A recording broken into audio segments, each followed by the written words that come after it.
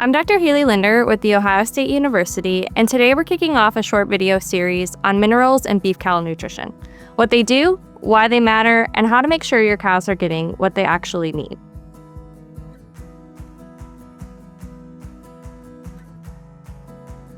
Minerals are small but naive nutrients. Cattle need them for metabolism, immunity, reproduction, and growth.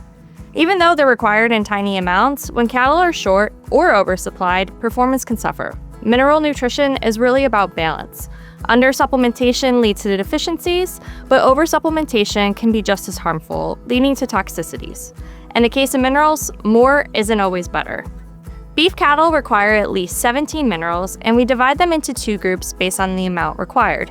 Macro minerals are needed in grams per day and include calcium, phosphorus, magnesium, potassium, sodium, chloride, and sulfur. Micro or trace minerals are required in milligrams or micrograms per day and include copper, zinc, manganese, selenium, iron, cobalt, and iodide. But here's the important part. Just because a mineral is present in feed or supplement doesn't mean that the animal will absorb it. What really matters is bioavailability. How much of that mineral can actually be used by the body?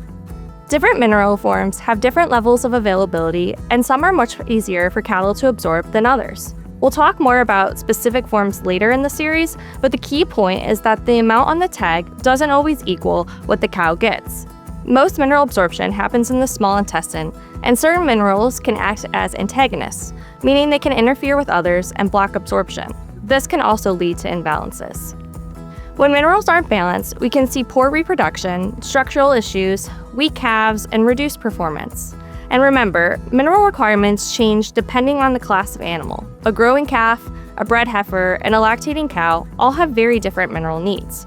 Duration and concentration of supplementation, the mineral form, environmental factors, stress, and the absence or presence of antagonists all influence how cattle respond to a mineral program.